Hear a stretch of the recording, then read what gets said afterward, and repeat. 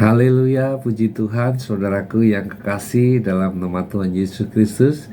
Kita jumpa kembali dalam renungan kebenaran firman Tuhan.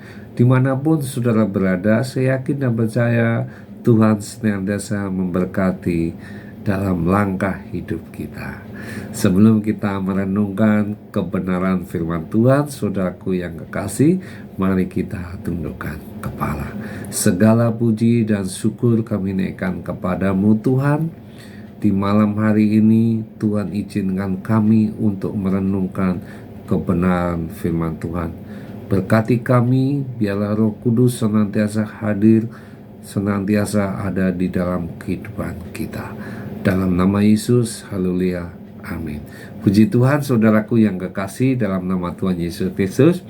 Mari kita membuka Alkitab kita yang terdapat di dalam Mazmur 103 ayat yang ke-19. Ya, saudaraku yang kasih dalam Tuhan Yesus, Mazmur 103 ayat 19 dikatakan demikian. Tuhan sudah menegakkan tatanya di surga dan kerajaannya berkuasa atas segala sesuatu. Nah, saudaraku yang kasih dalam Tuhan Yesus Kristus, firman Tuhan pada malam hari ini saya kasih judul yaitu Tuhan kita berkuasa. Nah, kalau kita memperhatikan ayat ini, saudaraku yang kasih dalam Mazmur ini, kita akan menemukan sesuatu hal yang sangat menarik yang tidak pernah kita pikirkan, ya, yaitu apa?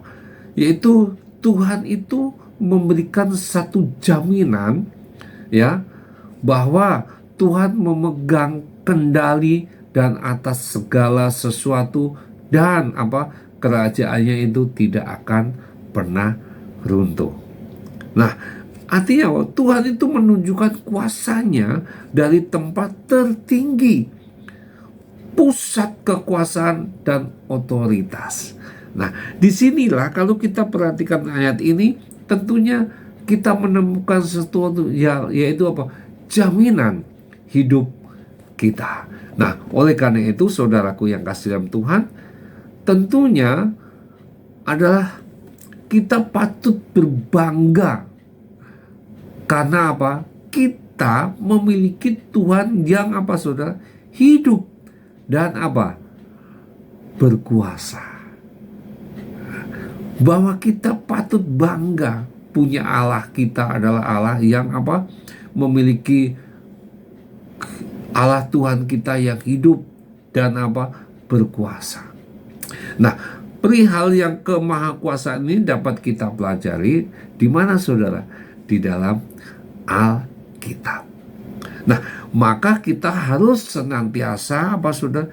Menyukai firman-Nya dan merenungkan firman Tuhan itu siang dan malam. Nah, saudaraku yang kasih, kalau kita tidak mau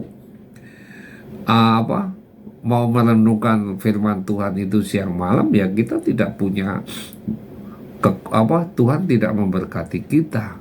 Kalau kita merenungkan dan mengerti apa yang dimaksud Tuhan, bahwa Tuhan memberikan satu jaminan dalam hidup kita, maka Tuhan kita dan kita akan merasakan Tuhan kita ini Tuhan yang hidup dan yang berkuasa, yang senantiasa mengendalikan dalam hidup kita. Nah, saudaraku yang kasih dalam Tuhan, dikatakan sehingga kita makin mengerti bahwa tidak ada satupun saudara di dunia ini yang terjadi di luar pengetahuan dan kontrol Tuhan. Bahkan di dalam Lukas, mari kita buka saudara, di dalam Lukas 21 saudara, Lukas 21 ayat yang ke-19 dikatakan 18, tetapi tidak sehelai pun dari rambut kepalamu yang akan hilang. Rambut kepalamu akan hilang. Kalau kamu tetap bertahan, kamu akan memperoleh hidup. Nah, saudaraku yang kasih dalam Tuhan, tidak ada alasan ya bagi kita untuk takut, apalagi khawatir, apalagi dan putus asa. Nah, oleh karena itu, saudaraku yang kasih dalam Tuhan Yesus Kristus, kalau kita membuka Alkitab kita yang terdapat di dalam mana? Lukas tadi, kembali kita ke Lukas 12. Mari kita lihat Lukas 12 ya, ayat yang ke-6 dan 7. Dikatakan demikian. Lukas 12 ayat 6 dan 7 katakan, bukankah burung pipit dijual 5 ekor duit? Sungguh pun demikian ya, tidak seekor pun daripadanya yang dilupakan Allah. Bahkan rambut kepalamu pun terhitung semuanya. Kalau itu jangan takut, karena kamu lebih berharga daripada banyak burung pipit. Nah, saudaraku yang kasih dalam Tuhan, sering kali kita berpikir, apa saudara? Berpikir bahwa hal yang buruk terjadi dalam hidup kita, ya, terjadi dalam hidup kita, apa saudara? Tidak dapat dikendalikan dan dihentikan. Sehingga kekhawatiran, kecemasan ya saudaraku yang kasih, selalu menguasai hati dan pikiran kita dari hari lepas hari ya, dari hari lepas hari. Nah, tentunya mengapa ada beberapa kebenaran tentang Tuhan kita berkuasa. Yang pertama adalah tidak ada tempat di mana Tuhan tidak dapat hadir, ya kan? Dimanapun Tuhan itu selalu hadir. Di saat kita merasa sendiri dan orang lain tidak ada yang menghiraukan kita, Dia apa? Hadir. Haleluya. Dia hadir dan sesungguhnya berada di dekat kita. Hadir bukan hanya, tapi dekat dengan kita karena kita percaya. Nah, yang kedua itu apa? Dia sangat mengetahui keadaan kita. Seburuk apapun ya, saat dalam kesusahan, sakit penyakit ya, dan beban yang berat, Dia selalu hadir. Dia mengetahui ya. Itulah sebabnya jangan sekali-sekali apa saudara menganggap Tuhan itu tidak pernah peduli terhadap kita. Apalagi saudara jadi sampai menyalahkan apa? Tuhan. Seringkali kan kita menyalahkan Tuhan. Kenapa Tuhan begini? Seringkali kita banyak sekali. Tapi Tuhan punya satu rencana yang indah. Kalau kita merenungkan, ya. Bukankah ini sering kita lakukan? Mengapa kita harus khawatir? Kita tidak tahu apa yang akan terjadi, saudaraku ya kan. Tetapi Dia yang memegang. Memegang apa saudara? Masa depan kita. Haleluya, puji Tuhan. Dia yang memegang masa depan kita. Ya, Dia mengetahui apa yang akan terjadi. Dia tahu segala kebutuhan kita. Waduh, luar biasa. Dia tahu. Belum kita pikirkan, Dia tahu, saudaraku yang kasih.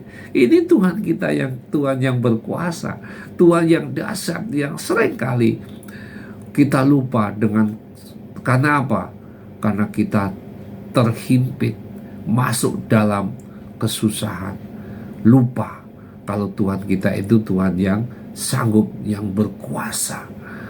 Nah, oleh karena itu saudaraku yang kasih, tidak apalagi, yaitu tentang bahwa Tuhan kita itu apa? Sesuatu yang tidak mustahil. Sesuatu yang mustahil baginya. Dia tidak ada mustahil, ya. Kalau kita perhatikan. Nah, kalau kita selanjutnya mungkin dikatakan di dalam Matius ya, mungkin dikatakan di sana, bagi Allah, bagi manusia hal ini tidak mungkin. ya. Tetapi bagi Allah segala sesuatu itu mungkin. Nah, oleh karena itu saudaraku yang kasih dalam Tuhan, mari ya kita merenungkan bagaimana Tuhan kita adalah Tuhan yang dahsyat, ya, yang senantiasa, ya. Mungkin dalam dikatakan tadi apa? Di dalam Matius ya, Matius katakan apa? Bagi manusia hal ini tidak mungkin. Tapi bagi Allah segala sesuatu mungkin. Kita pegang dalam Matius 19 ayat 26. Nah, mari kita renungkan ya. Coba kita lihat dulu untuk ayat penutupnya, saudara, supaya kita bisa mengerti. Dalam Matius 19, saudara, ayat yang ke-26, supaya kita lebih jelas ya. Yesus memandang mereka dan berkata, bagi manusia hal ini tidak mungkin, tetapi bagi Allah segala sesuatu mungkin. Haleluya. Oleh karena itu saudaraku yang kasih, mari kita pegang firman Tuhan itu. Mari kita renungkan siang dan malam supaya kita mengerti firman Tuhan itu. Mari kita tundukkan kepala. Segala puji dan syukur kami naikkan kepadamu Tuhan. Malam hari ini Tuhan izinkan kami untuk merenungkan kembali kebenaran firman-Mu. Karena Allah kami adalah Allah yang hidup, Allah yang berkuasa dalam setiap langkah kehidupan dan mengerti keberadaan kami baik suka maupun duka. Dan Tuhan selalu hadir, bukan hanya hadir tapi lebih dekat. Dia semakin dekat kepada kita bagi orang yang percaya. Oleh karena itu Tuhan meteraikan firman-Mu dalam hidup kami, dan nama Tuhan tetap dipuji dan dipermuliakan. Dalam nama Yesus, haleluya, amin. Selamat malam, Tuhan Yesus memberkati.